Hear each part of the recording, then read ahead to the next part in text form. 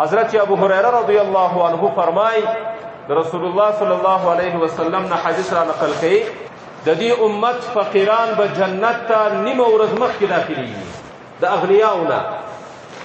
د دې امت چې کوم عبادان دي د دین نیمه ورځ مخکې به جنت ته د دې امت فقرا داخليږي او هغه به څومره موده وي 1500 کاله مخکې دا نیمه ورځ به 1500 کاله دا څومره لوی صفت ته د فقیر دپاره چې په خپل فقر باندې صبر کړی وي 1500 کاله مخکې به دی د مالدارانو نه مخکې جنت ته داخلي او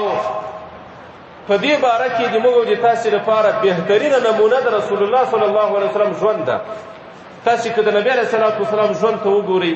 چې څومره په فقر او غربت کې د ژوند تیر کړی حضرت عائشه ام المؤمنین صدیقه بنت ابي بکر الصدیق رضی الله عنها فرمای د نبی علیه الصلاة والسلام د کور په باره کې وایي ما شبع آل محمد منقدم المدینه لکله نه هم چې نبی علیه الصلاة والسلام مدینې ته راغلی د نبی علیه الصلاة والسلام آل او اهل او عیال موړ سوی نه ده علی طعام بر د غنمو په ډوډۍ باندې 3 لیال تباعا 3 ورځې پرله پسې د نبی علیه الصلاة والسلام په کور کې 3 ورځې مسلسل اور نه ده لګېدلی دی چې کله مدینې منورې ته راغی نو بیا د عایشه فرمایي چې 3 ورځې مسلسل چې یو کور کې دي د غنمو ډوډۍ مې د نبی علیه الصلاة والسلام په کور کې داسې نه دي سوي حتی قبض تر مرګه پورې تر وفاته پورې د نبی علیه الصلاة والسلام په کور کې 3 ورځې مسلسل د غنمو ډوډۍ نه وه دا د موږ د تاسې د الله پیغمبر صلی الله علیه وسلم هغه حالت و په دې کې ما ته ډېر لوی درس ده بله دا د مسلمانانو دا دنیا چې ده دا به سړی ذخیره نه ترېنه جوړوي سړی که دا د دنیا مال را واخلي متاع را واخلي دا به د ضرورت او د حاجت په طریقه باندې استعمالوي د ذخیرې کوشش به نه کوي چې دا زه ذخیره کړم یو وخت کې نبی علیه الصلاة والسلام په یو پوزي باندې پروت و پوزی نو کله چې د دې پوزي نه راوچت سو په دې اړخ باندې داسې لارې تېرې سوي وي هغه د پوزي نشانونه ول نو صحابه ورته ویل ای د الله پیغمبره ته موږ ته حکم وکړه چې تا ته یو ښایسته فرش برابر کړو نبی علیه الصلاة والسلام څه ورته فرمایي مالي ولي دنیا نه د مال دنیا سره څه کار ده زه دنیا نه غواړم ما انا فی الدنیا الا کراکب زه په دې دنیا کې داسې یم لکه یو مسافر چې په سورلۍ باندې سپوري او په لاره باندې روان وي او بیا د یو ونې لاندې سوری وکړي اول ته له هغه جنه بیا لاړ شي او ونه همداسې پرېږدي د ما مثال هم همداسې ده د ما د دنیا سره کار نشته زه دنیا نه غواړم زه د دنیا عیش او عشرت او فرشونه او بالښتونه او توشکې دا شی زه نه غواړم نو دا خبره په دې کې ما کوله چې د دنیا مال او متاع چې دا به سړی د ضرورت او د حاجت په خاطر باندې استعمالوي ذخیره به نه ځینې جوړوي همدارنګه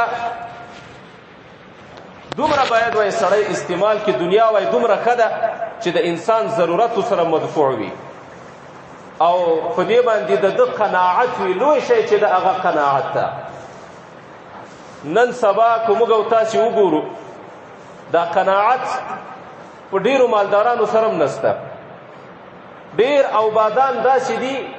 چې هغه د فقیرانو نه زیات په مال پسې منډې وهي زیات لاس پسې اچوي نو لوی صفت د مسلمان دپاره هغه قناعت او صبر کول دي الله چې څومره درکړی وه په تقدیر کې همدا درته لیکل سوی په همدغه دنیا باندې ته صبر وکړه او شکر ورباندې وباسه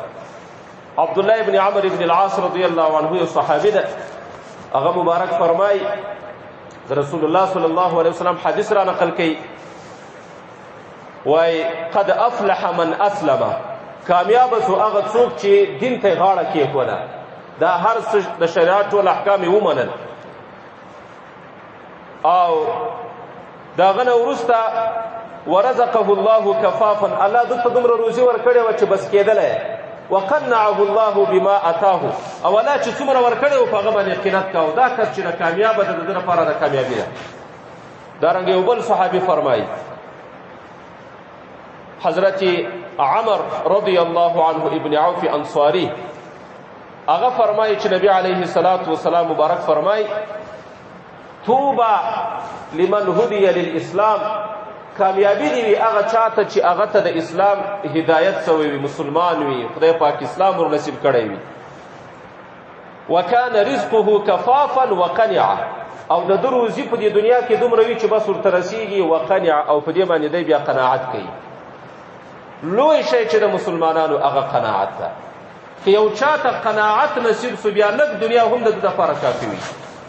او که د یو چا سره دغه ښه صفت نه و نو بیا که بېشماره بنګلې ولري، بېشماره موټرې ولري، بېشماره پیسې ولري، بیا به هم همداسې پریشانه وي، بیا به هم دی کوشش کوي، حرص به بیا هم د ده کمیږي نه، ورځ په ورځ به نوره اضافه کېږي. او د غریب نه به دی ډېر زیات پریشانه وي چې ودرې نوره اضافه کړم، نوره ډېره کړم. نو لوی صفت چې د نبي علیه الصلاة والسلام یو بل روایت کې راځي، القناعة کنز لا ينفد. قناعت داسې خزانه ده چې دا هېڅکله ختمېږي نه. چا سره چې قناعت وي بس دا د ده لپاره لویه کامیابي ده.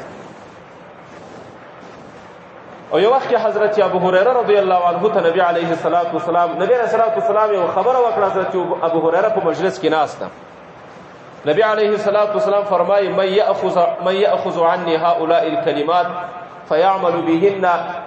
او یعلم من یعلم بهن. څوک به په تاسو کې داسې وي چې دغه یو څو خبرې زه کوم داسې له ما نه ونیسي، یا که خپل عمل په ونه کې بل چاته وروکړي چې هغه عمل په وکړي. حضرت ابو هریره ګوته اوچته کړه، وایي انا یا رسول الله، وایي هغه زه یم. تاسو ارشاد وفرمایئ انشاءالله په دې ټولو خبرو به زه عمل کوم. بیا ابو هریره فرمایي چې زه نبی علیه الصلاة والسلام له لاس نه ونیولم او بیا نه د ما ګوتې داسې را حسابولې، فعد خمسا، د ما په ګوتو باندې دا 5 شیان شمار کړه. په هغه 5 شیانو کې یو شی د قناعت په باره کې ورته وایي. اول شی دا ورته وایي اتق المحارم تکن اعبد الناس. ای ابو هریره د حرامو نه ځان ساته، د ټولو خلکو نه به زیات بیا ته عبادت ګزاره انسان په ټولو مسلمانانو کې. ګورې بعضې خلک داسې وي نوافل ډېر کوي، تلاوت ډېر کوي، اذکار ډېر کوي، خو د ګناه نه ځان نه ساتي. دا هېڅکله متقي نشي کېدلی، دا هېڅکله عبادت ګزار نشي کېدلی. عبادت ګزاره بنده وای هغه ده نوافل دې نه کوي، زیات اذکار دې نه کوي، خو د ګناه نه ځان ساتي. یو طرف ته یو نوافل کوي، یو طرف ته اذکار کوي، بل طرف ته په ګناهونو کې ډوب ده، او ځان ته وایي چې زه خو ولا عابد یم، زه خو یو عبادت ګزار بنده یم. هېڅکله نشي کېدلی. د الله پیغمبر څه فرمایي؟ په ټولو خلکو کې عابد ګزار زیات چې عبادت کوي هغه څوک ده اتق المحارم، چې د ګناهونو نه ځان وساتي. نو یو خبره دا ورته کوي، یو نصیحت دا ورته کوي. دویم نصیحت ورته کوي ورض بما قسم الله تكن اغنى الناس. دا د قناعت سره تعلق لري. و ای ابو هریره الله چې څه درکړي په هغه باندې راضي اوسېږه. تكن اغنى الناس، بیا به په ټولو خلکو کې ته غني یې. څومره چې درکړي دي په هغه باندې باید ته راضي واوسېږي. په دې جمله کې نبی علیه الصلاة والسلام 2 شیانو ته تلقین کوي. یو قناعت ته، بل رضا بالقضا ته، چې الله څه درکړي په هغه باندې قانع اوسېږه. او دویم د الله په فیصلو باندې راضي اوسېږه. بعضې وخت کې سړی ډېر پریشانه وي، د یو چا مال ویني، د یو چا بنګله ویني، د یو چا موټر ویني، دی ډېر پریشانه وي چې ولې له ما سره هغسې نه ده. نو د دې 2 حالته دي. یا خو به دا وي چې همیشه به دی په همدغه پریشاني کې وخت ده تېرېږي، څه چې ورته لیکل سوي هغه خدای پاک زیات نه ورکوي، خو خپل صحت ته به هم تاوان ورسي، همیشه به سوځېږي هم او څه به په لاس هم نه ورځي. دا بېکاره حالت ده. او دویم حالت دا ده چې کله یو څوک ولیده چې په دنیا کې له ما نه مخکې ده، د هغه سره زیات دنیا ده او له ما سره کمه ده، خو دا خپل حالت شکر وایست چې څه کوم، الله ما ته دا تقسیم را کړی، الله ما ته دا برخه را کړې، دا کس کامیابه ده. همدې ته قناعت وایي. دی په د خپل مال باندې خالي واوسي. ځکه یو روایت کې راځي، یوه نسخه رسول الله صلی الله علیه وسلم ما تا ته بیان کړې، وایي همیشه د دنیا په کارونو کې د ځان نه کته خلکو ته ګوره. یو کس له تا نه پورته ده، یغو ته مه ګوره چې ولې دی له ما نه زیاتې پیسې لري، دی له ما نه زیات موټرې او بنګلې لري. نه، یو کس چې له تا نه په حالت کې کمزوره، یغو ته ګوره. تا ته خدای پاک ښه صحت او جسم درکړی، او یو کس دې ولیده په پښو باندې ګوړ ده، یو کس دې ولیده په سترګو ړوند ده، یو کس دې ولیده په لاسونو باندې شل ده، شکر وباسه چې داسې نه چې داسې ومه. الحمدلله دماغ خو هر څه جوړ دي. نو چې کله ته د دنیاوي کارونو کې دنیاوي شیانو کې د لاندې کسانو ته وګورې نو بیا به خدای پاک د شکر ایستلو توفیق هم درکوي. خدای پاک به بیا په دا څومره چې څه درکړي په دې باندې به قناعت هم خدای پاک در نصیبوي. او که پورته کسانو ته دې کتل بیا به بې صبري هم در نه کېږي، شکایت به هم در نه کېږي او الله رب العزت به بیا له تا نه خفه کېږي. داسې نه ده پکار. او په دیني کارونو کې باید به سړی له ځانه پورته کسانو ته وګوري. یو کس ده هغه تهجد منظم کوي، هغه 14 او 14 او 15 روزه هم نیسي، د پنجشنبې او دوشنبې په ورځ روزه هم نیسي او ته دا روزې نه نیسي، ته د تهجد منځ نه کوې او ته په ده باندې خبرې، نو دلته ده پسې ځان ورسوه. باید ته هم داسې شي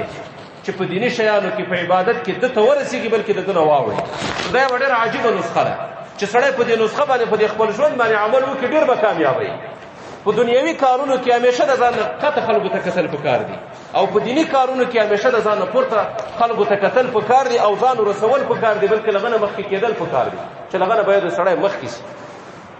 نو دلته رسول الله صلی الله علیه وسلم حضرت ابو هریره ته فرمایي دویمه نصیحت ورته کوي وارض بما قسم الله تكن اغنى الناس. الله چې په برخه کې څه درکړي وي په هغه باندې راضي اوسېږه، بیا به د ټولو خلکو نه زیات آباد ته د ټولو نه به زیات مالداره ته. یو مشهور محدث تیر سوی ابن عون رحمه الله دغه باره کې راځي، هغه وایي یو وخت کې د ما ملګري او بادان ول، د مالدارانو سره مې ملګرتیا وه. بیا به وایي همیشه پریشانه وم، فلم اره اکثر هما مني، له ما نه مې په دې دنیا کې بل غمجن نه ولیدلی، همیشه به زه په غم کې وم. ولې؟ ځکه له ما سره هغسې پیسې او هغسې بنګلې او هغسې موټرې او شیان نه وو او دوی ته مې کتل، دوی خو د ما ملګري ول، نو همیشه به زه سوځېدم چې ولې له ما سره نسته. بیا مې وایي د دوی دا ملګرتیا پرېښوده، د غریبانانو د فقراو سره مې ملګرتیا شروع کړه. فاسترحتو، بیا وایي ډېر په راحت کې شوم، ځکه له هغو سره هغه شیان نه وو کوم چې د مالدارانو سره وو، بلکې ډېر شیان به له ما سره وو، له هغو سره به نه وو چې دا خپل شیانو ته به مې وکتل او دوی ته به مې چې وکتل چې دوی خو له ما نه کمزوري دي، بیا به مې شکر وایست. بیا خدای پاک د راحت ژوند ما ته راکړه. دا ابن عون رحمه الله فرمایي. به هر حال دویم نصیحت دا ورته کوي او دریم نصیحت ورته کوي واحسن الی جارک تکن مؤمنا. د خپل ګاونډي سره دې ښه کوه، ته به کامل مسلمان یې. یو مسلمان ده 5 وخته لمونځ په جمع کوي، خو د ده ګاونډي د ده همسایه د ده نه ازرده ده، نو دا کامل مسلمان نشي کېدلی. د ګاونډي ډېر زیات حقوق دي، دا یو جدا موضوع ده. حتی رسول الله صلی الله علیه وسلم فرمایي وایي زړه خو مې را دا وایي چې یو همسایه د بل همسایه وارث کړم، د دوی تر مابین میراث جاري کړم، خو په دې خاطر نه کوم چې په امت باندې مې سختي رانسي. دومره حق د همسایه او د ګاونډي ده. نو د الله پیغمبر فرمایي وایي د ګاونډي سره ښه کوه، د همسایه سره ښه کوه، بیا به ته کامل مسلمان یې. او که نور شیان دې سم وو خو ګاونډي له تا نه ازرده و، هغه له تا نه تکلیف و، د تا له بچیانو تکلیف و، نو ته بیا کامل مسلمان نه یې. او څلورم نصیحت ورته کوي واحب للناس ما تحب لنفسك تكون مسلمه. او هغه څه خلکو ته هم خوښوه چې ځان ته یې خوښوې، داسې نه چې ځان ته ښه شی خوښوې او خلکو ته بد شی خوښوې. دا د کامل مسلمان کار نه ده.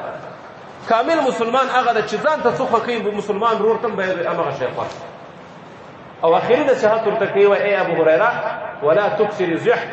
خانده ډېر مه، بې ځایه خندا نه ده پکار. ولې؟ فإن کثرة الضحک تمیت القلب، ځکه زیاته خندا چې د سړي زړه مړوي، زړه به بیا مړ وي، په دې زړه کې به بیا حیات نه وي، په دې زړه کې به بیا زندګي نه وي. او دا زړه چې د انسان مړ سو نو بیا دا د ګناهونو جرړه ګرځي، بیا دا تورېږي د ګناهونو د وجې نه. بیدار زړه خوند کوي، ژوندی زړه خوند کوي. څوک چې ډېر زیات خاندي هغه نه مرګ هم هېر وي، هغه نه آخرت هم هېر وي، هغه نه حساب او کتاب او قبر هم هېر وي. هغه دا فکر چې بس همدا دنیا ده، نو دا زړه یې مړ چې دا هر څه ځکه ځینې هېرېږي. نو ځکه پنځمه خبره ورته کوي ای ابو هریره زیات مه خانده، ځکه زیات خندا چې دا زړه مړ کوي. خبره مې تر دې پورې کوله چې دنیا ښه ده، خو دومره دنیا چې د سړي بس ګزاره ورسره کېږي او قناعت ور باندې حاصل وي او صبر ور باندې وکړي، بس دومره دنیا کافي ده، د دې نه زیاته نه ده پکار. د دې نه ما سوا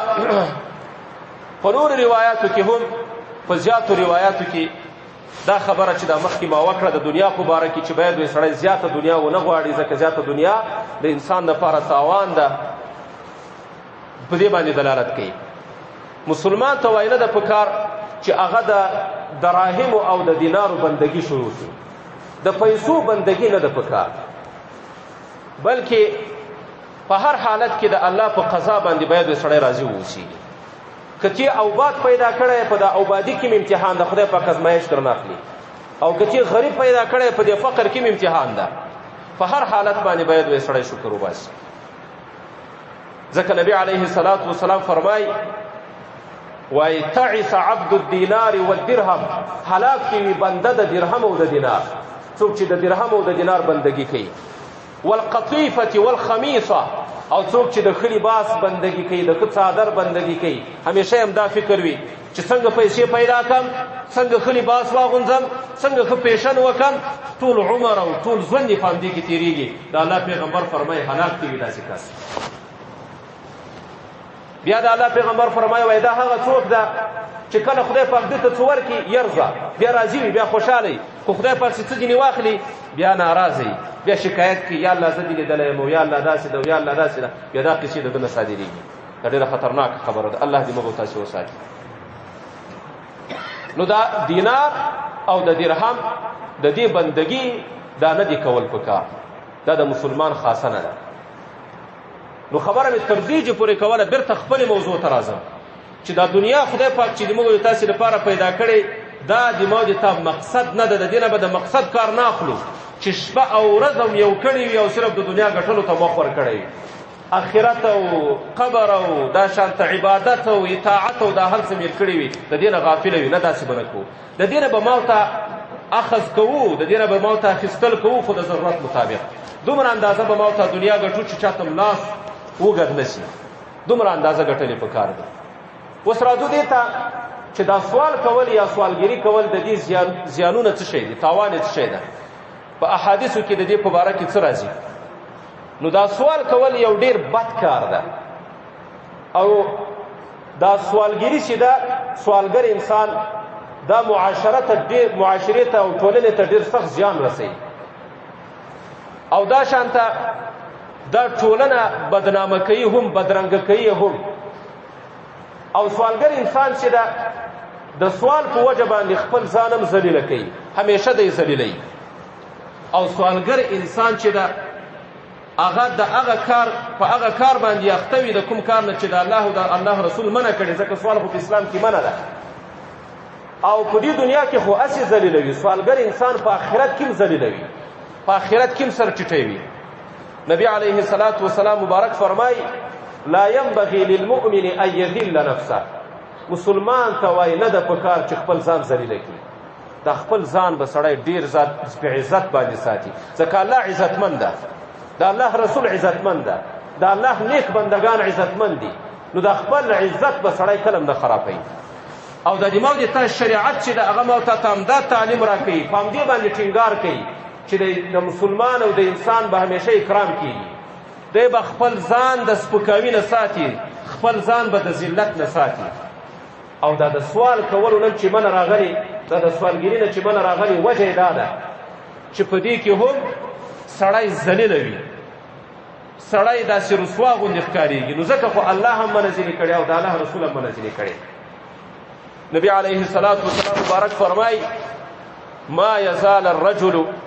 یسأل الناس. یو سړی همیشه وای د خلکو نه سوال کوي حتی یأتی یوم القیامه. د قیامت په ورځ به وای دی راځي په داسې حال کې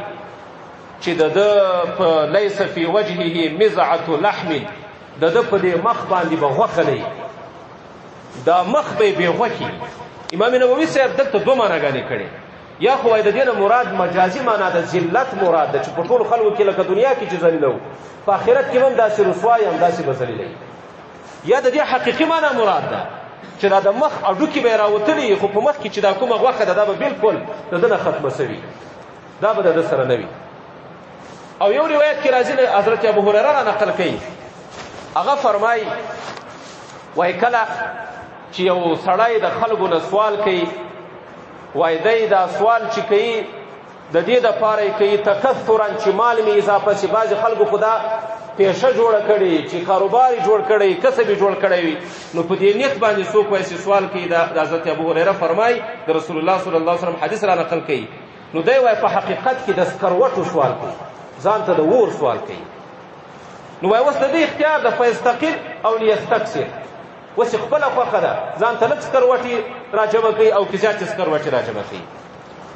دا شانته یو صحابي فرمایي وایي نبی علیه الصلاه والسلام یو وخت کې موږ ته راته وویل چې تاسې له ما سره بیعت نه کوئ وایي موږ ورته وویل چې ولې نه ای د الله رسوله بیا وایي راته وویل چې له ما سره بیعت نه کوئ وایي موږ ورته وویل چې ولې نه ای د الله رسوله لاس مو ور وګد که چې موږ سره بیعت وکړه وایي بیا موږ ته راته وویل چې بیعت ته دې خبرې در سره کوم ان تعبدوا الله ولا تشركوا به شیئا د الله عبادت به کوئ شرک به نه کوئ دویم والصلوات الخمس پنځه وخته لمونځ به ادا کوئ په دې سره بیعت کوم دریم وتطيع الله د الله اطاعت به کوئ د الله فرمانبرداري به کوئ د دې نه وروسته راوي وایي واسر کلمة خفیفة او د الله رسول یوه خبره داسې سوکه وکړه په ارامه یې وکړه او هغه خبره دا وه ولا تسألوا الناس شیئا د خلکو نه به سوال نه کوئ په دې بیعت کړی د رسول الله صلی الله علیه وسلم د صحابهو سره چې د خلکو نه به سوال نه کوئ خلکو ته به لاس نه اوږدوئ دا یو ډېر بیکاره عمل دی ډېر بیکاره کار دی عبدالله ابن مسعود رضی الله عنه فرمایي د نبی علیه الصلاه والسلام نه حدیث را نقل کوي مخکې دا په خطبه کې ما ذکر کړ وایي څوک چې ښه ځواني لري ښه صحت لري ښه په کسب باندې قادر وي ښه جوړ روغې مریض هم نه وي او بیا هم دی د خلکو نه سوال کوي په کور کې دومره ښایسته چې ده ته ورسېږي نو دی به وایي د قیامت په ورځ باندې راځي په داسې حال کې چې دا د ده سوال به د ده په مخ کې د شګارو غوندې وي لکه یو چا ته چې شګارې ور ولګوي یا به د چیچنو داغونو غوندې وي څوک چې وچیچي او داغ ورباندې ولګېږي داسې به د ده په مخ باندې داغ لګېدلی وي په داسې بد حالت کې به دی په آخرت کې د ټولو خلکو مخې ته رسوا وي دا د هغه چا په باره کې چې ښه ځوان ده ښه تکړه ده چې کسب وکړي کار وکړي او بیا هم دی کسب او کار نه کوي او بیا هم دی خلکو ته لاس نیسي بیا هم سوال کوي نو د ده سزا بیا دا ده عبدالله ابن مسعود رضی الله عنه دا خبره کوي د دې وجه نه خو علما فرمایي وایي دا سوال کول درې قسمه دي بعضې وخت کې سوال کول حرام وي حرام لکه یو اوباد سړی ده د خلکو نه سوال کوي خدای پاک مال هم ورکړی او بیا هم ورځي یا په لاره کې کینی یا د خلکو کورو ته ورځي او سوال ځینې کوي دا حرام د قطعي او دویم مکروه د هغه چا دپاره د مکروه تحریمي چې دومره شی لري چې د سحر او د بیګا په کور کې شته دی خپله یې وخوري بچیانو ته یې ورکړي او بیا هم د خلکو ته ورځي سوال ځینې کوي د داسې کس دپاره سوال مکروه ده زموږ وایي تاسې د فقه کتاب د تبیین الحقایق هغو لیکلي دي وایي که څوک د غرمه او د بیګا ډوډۍ ولري د سحر نه چای نه په کور کې د غرمه او د بیګا ډوډۍ بندوبست وي د هغه دپاره سوال کول حرام دي نشي کولی نو دا دویم صورت ده او دریم صورت مباح د مباح کوم صورت ته بعضې وخت کې سړی انتهایي مجبوره شي سخت یو مصیبت ورته ورسېږي او داسې ضرورت وي که چېرته سوال ونه کړي د ده دا حواس له منځه ځي یا یو اندامې تلف کېږي اندامې هلاکېږي نو په داسې وخت کې بیا شریعت دته اجازه ورکړي چې بیا د یوه د یو چا نه سوال وکړي یو شی ځینې وغواړي ځکه په انسان باندې قسمه قسم حالات راځي خو د دې نه ما سوا په نورو حالاتو کې دته سوال کول جایز نه دي امام غزالي رحمه الله فرمایي وایي سوال کول په اصل کې دا حرام کار ده اگر که د ضرورت د وجې نه جایز ده چې اوس ما درته ویل چې داسې ضرورت دی وایي ولې حرام ده وایي ځکه حرام ده چې یو خو په سوال کولو کې د الله نه شکایت کول دي چې ته سوال کوې خو مطلب دې دا ده چې د الله له طرفه شکایت کوې دا ډېره خطرناکه خبره ده دویمه وجه وایي دا ده چې د الله مخلوق ته ځان عاجزه کوې حالا کې هغه په خپله عاجزه دي مخلوق خو په خپله عاجزه ده مخلوق خو په خپله محتاج ده نو چې ته مخلوق ته ځان لاس داسې نیسي نو مخلوق ته دې ځان عاجزه کړه الله ته ځان عاجزه کړه مخلوق ته ولې ځان عاجزه کوې او درېیمه وجه وایي دا د سوال ځکه حرام ده چې د چا نه ته سوال کوې هغه ته ته تکلیف رسوې هغه ته ته اذیت رسوې ځکه هغه چې تا ته درکوي یا خو به د ریا په خاطر درکوي یاد وساتئ و یو سوالګر ته که یو چا پیسې د ریا په خاطر باندې ورکولې د سوالګر دپاره یې اخیستل حرام دي او دا به ته څنګه معلومه چې دا اوس ماته د ریا دپاره راکوي او که د خدای دپاره راکوي اوس دا نه ده معلومه نو دا دته ته تکلیف رسوې یا خو به دې د دې دپاره درکوي چې خلک مې وویني چې وګوره پلانکي د پلانکي سره دومره ښه وکړل او یا به د حیا د وجه نه کې درنه حیا به کې درنه شرمېږي به نو په دواړو وختونو کې په اول صورت کې د ځان ته تکلیف ورساو په دویم صورت کې د ده ته تکلیف ورساو نو داسې نه دی کول پکار دی وایي درې وجوهات دي چې زموږ د تاسې په شریعت کې سوال کول د دې نه منع راغلی او دا حرام ده نور علماو په دې باندې لیکل کړي شبیر احمد عثماني رحمه الله په فتح الملهم کې هغه هم دا خبره کړې وای بغیر د ضرورت نه سوال کول دا بالکل جایز نه دي دا حرام دي چاته به سوال نه کوي که چېرته ضرورت و نو بیا جدا خبره ده بیا هلته سوال کولی شي خو شرایط لري یو به داسې سوال نه کوي چې ذلیله شي ورسره که داسې سوال دې کوو چې تا ته ذلت او رسوایي رسېده بیا نه ده پکار او بل دا چې ته سخت مجبوره یم د مجبوري حالت به وي نو په داسې وخت کې بیا ته کولی شي چې یو چا ته ورته وایي چې یو شی مې پکار دی ما ته یې راکړه په هر حال دا سوال کول دا یو ډېر بد کار ده او په ټولنه کې څومره اخلاقي فساد دارنګه څومره نور فسادات چې په ټولنه کې خپرېږي ډېر کار ډېر اثر د دې سوالګري هم ده ځکه د دې وجه نه ډېر فساد خپرېږي تاسې به لیدلي وي دا سوالګر خلک چې وي په قسمه قسم طریقو باندې دوی سوال کوي دا سوال کول خپل یو جدا کاروبار دی یو جدا پیشه ده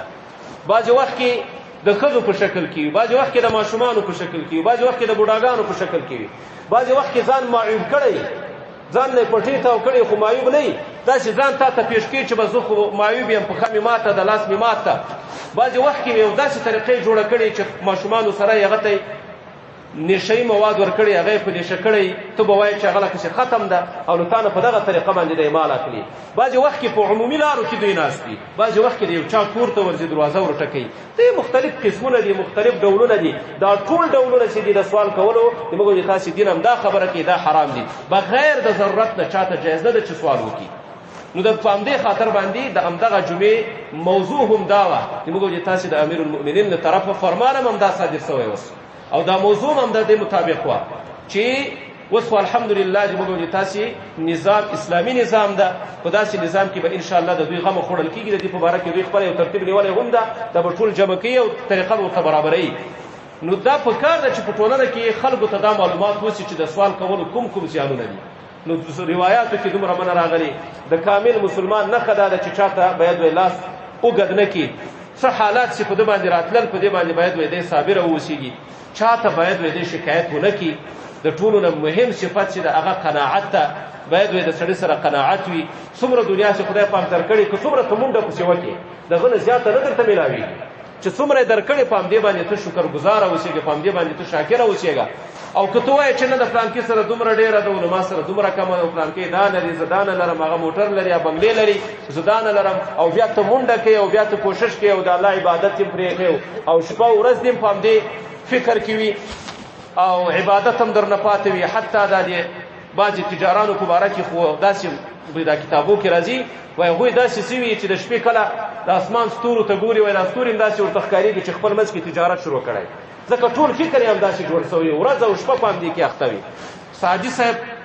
ګلستان یې لیکلی د یو وخت کې په یو سفر باندې روانو